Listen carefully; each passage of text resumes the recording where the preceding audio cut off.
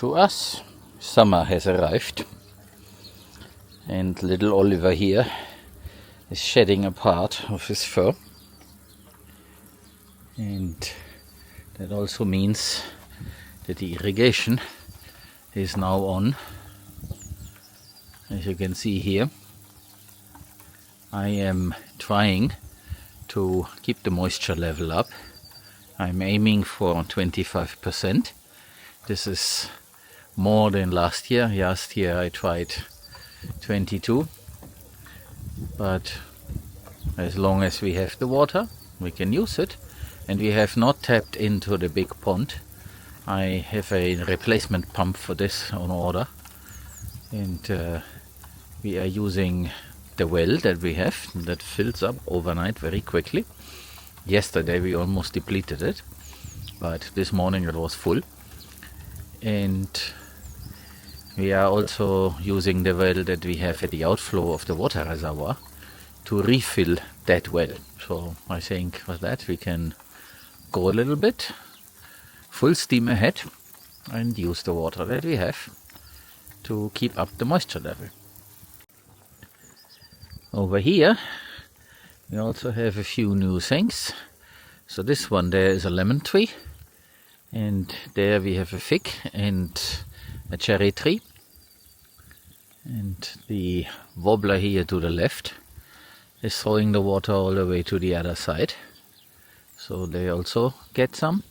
But you see, we have also standing water, so the ground is saturated. I just want to keep the surface moisture high. And here in our box we planted a few things, and we have the drip irrigation on, and things might start to germinate. There are some potatoes in here on this side. We will see how that goes. It's not a very serious attempt here, but we have the box, and of course something should grow in this box. It would be nice. We do have our chive here. Of course it is necessary to remove the flower heads in order to have chive for longer, because once this goes to seed, then the plant will cut off the moisture supply to these stems, and then there is no more chive that we can harvest.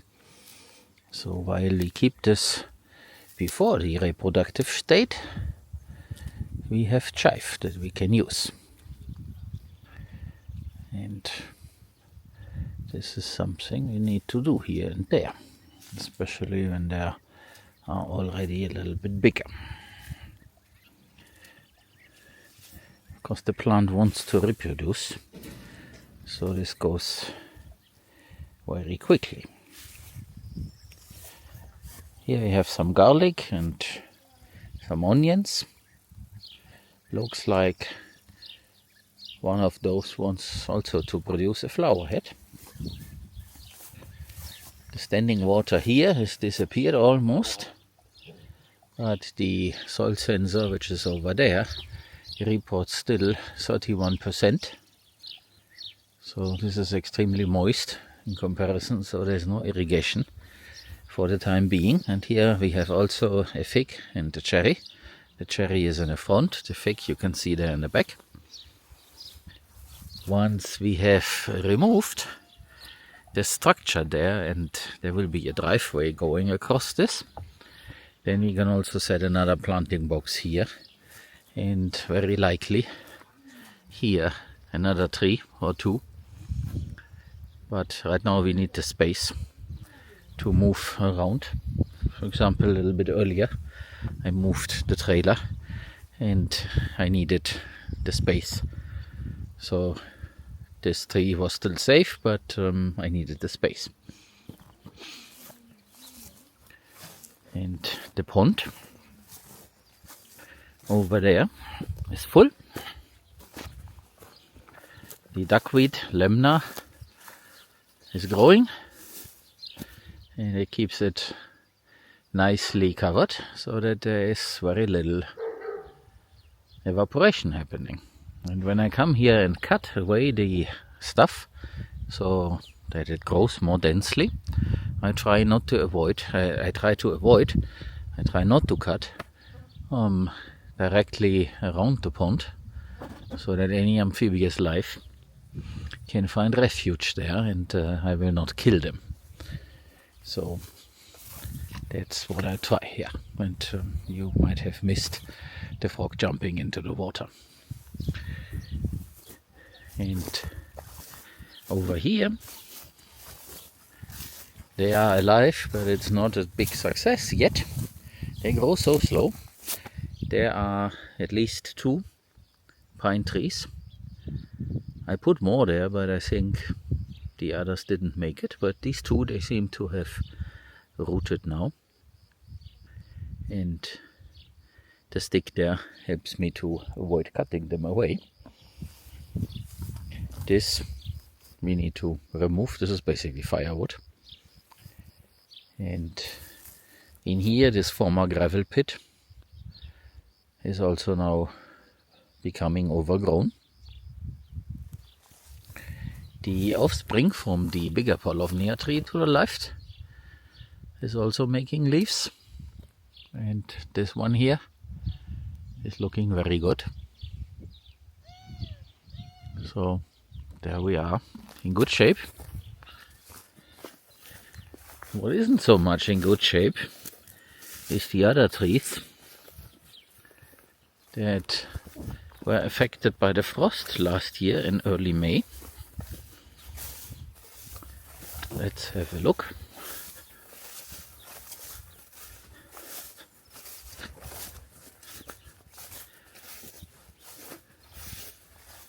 So the color to the right, that branch here, looks good. So this might make some leaves soon. At least this is a darker brown color. But the other part, I'm not so sure. So could be that this one here and also the other one, the sap might get into it. But this one there with a dark brown color, that looks definitely alive. And this one here is starting over from below, as you can see. And I let it, because this is all here for biomass and for shade. But the upper part might be dead or struggling. We will see. Same goes for the one to the left here. So down there where my shadow is, you can see these branches. They are definitely alive. But also the trunk to the right.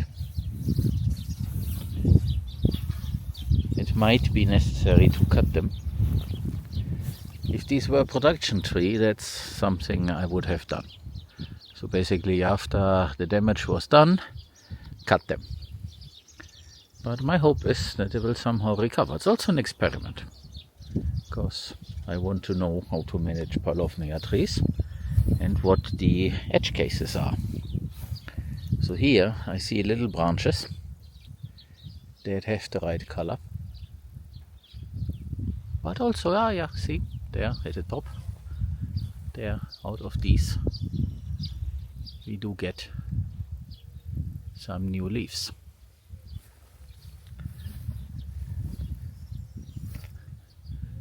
It might take a while, but the color is changing. Of course, there at the bottom it is a lot easier. And you see, the trick that this tree does is it has hollow leaves, hollow branches, and therefore it grows fast. It basically grows a tube, and then it fills this in once the branch is out there.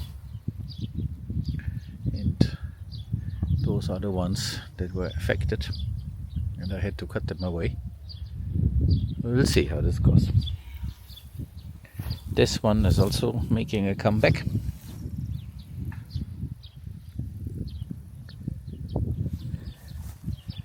here we have the same situation. But I believe further up it is recovering, because the color has changed. It's greenish, brownish, even up there. The higher temperatures, they should help. The sun is burning hot already. This one is also coming back from above. You can see there are a couple of leaves. And this is the one that came back very early. It is also getting up. So this is all looking very good. Let's check on the folks here. So there's Mr. Cat. And let's see where the goose is. There she is, together with the chicks. Those are all little roosters. So they will become food sooner than later, because we can't have that many roosters around. In theory, we could keep one, but the purpose is to try our hand at processing chicken and learn how this works. And the goose is there to protect then the whole flock of chicken. So that means the hen and the hens that we have. And if we keep a rooster, then well, that rooster also. We will see. But they are doing great. And the goose is munching on the grass. The little roosters, they try to do the same, but eventually they also go for the bugs. This is good. They have a little bit different profile, what they like to eat. And my hope is that the goose will keep the grasses and the other vegetation down as she grows. And she is a female, so we verified this.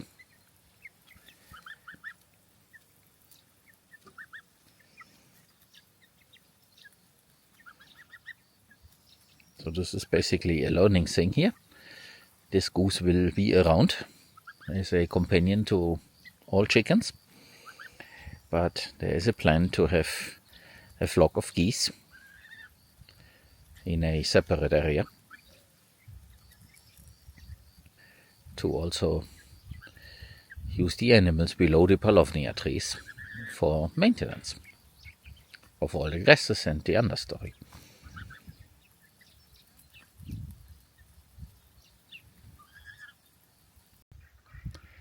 There in the distance you can see Solo. The sheep are also somewhere around. Yeah, they are right there, also behind him in the shade. But of course with this camera it is too far away for you to really see. And I don't want to go over there and make them stand up and run away.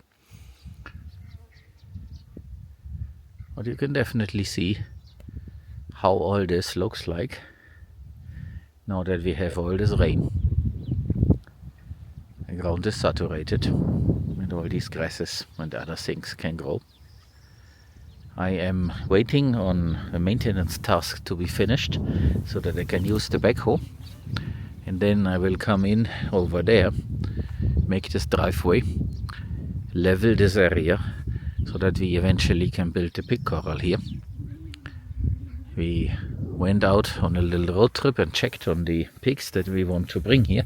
7 of them, 7 piglets, and they will spend the summer here in this area, and we will build infrastructure for that.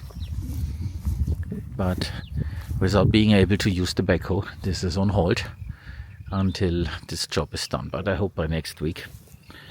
So next weekend they said they will come and install the missing pieces, and then this should work out. Mr. Cat had a run-in with the chicken. looks like he got chased away. He respects all these. Yeah, he does. So that's good. But the plan is to basically have feeding station here for the pigs. The water are there in the shade. The water line is already halfway there. For the next few days I will finish this. And then, once this is leveled, the fence can be built. Straw is also kind of on order, so I touched base with the supplier. And then we will have pigs in here. Those are going to be Iberico pigs.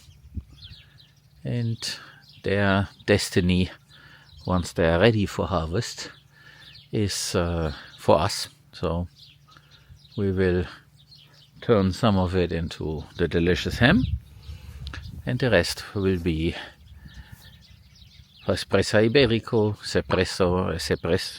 Secreto, and all the other fine pieces that an Iberico pig can give you. So none of that will be on sale. Maybe we can share some of the ham once it's ripe. I guess we will, because it's a lot of ham. So if you guys are interested in a ham, you will then see it. But this is more than a year from now. So don't get your hopes up just yet. I will make some noise when it becomes available. But that's the plan. And I also hope that we can do a little bit more with pigs here in this area as the time goes by and things become available. But I talked about this, so no point in repeating these things. These guys like the shade.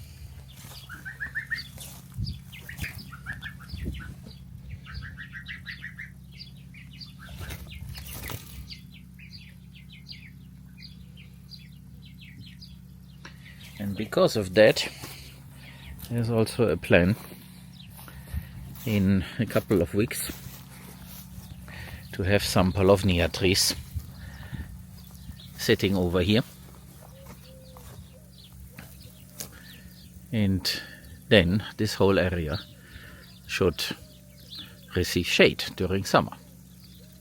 Eventually there will be a fence so that the part to the left becomes an animal lane once again. And the design is to use this structure here as a shelter for geese, and it should be in a shade.